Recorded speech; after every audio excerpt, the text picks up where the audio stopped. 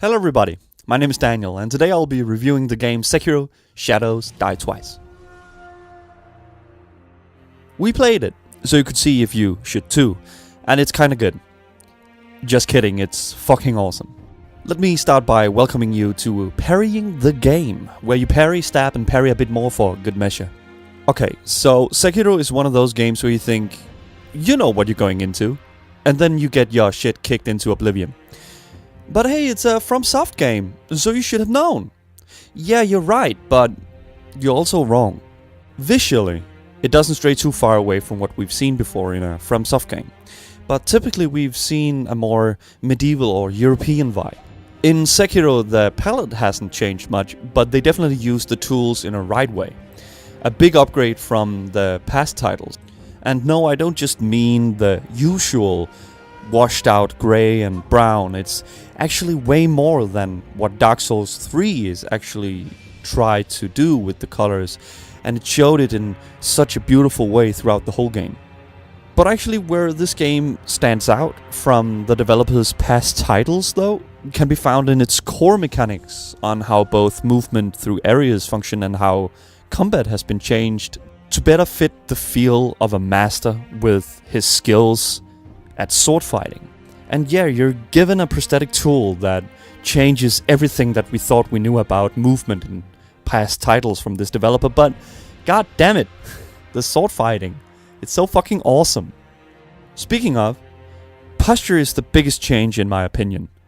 And sure, it has its learning curve, but when you get that into your fingers and when you get that to click, you're going to make a lot of progress really fast.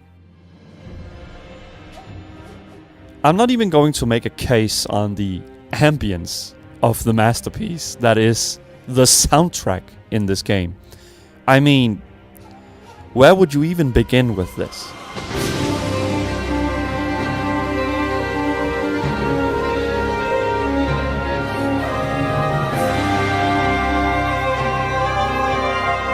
If I was to give a score from only listening to the music in this game, that's just a 10 out of 10 from that. The game, of course, being set in Japan, draws a lot of inspiration from that, and it's very apparent in both the front end, where they use a lot of the very characteristic instruments that we can all place in the Orient, but also behind all that. For example, in the small areas, where not much is happening, but a small bit of music peeps through, just here and there.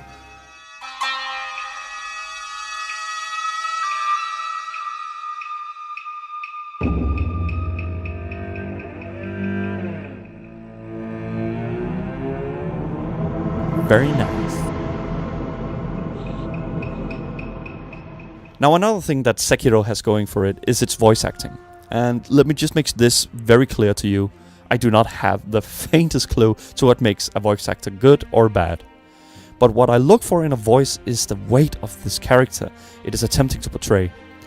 And boy, does this character have a lot of weight. It should be a hard task, but it isn't. Not for these people. My playthrough was the original Japanese voices, and I really enjoyed my journey like this. I've seen all the cutscenes with the English voices, but in my opinion you need to learn how to read subtitles. It's just a far superior experience.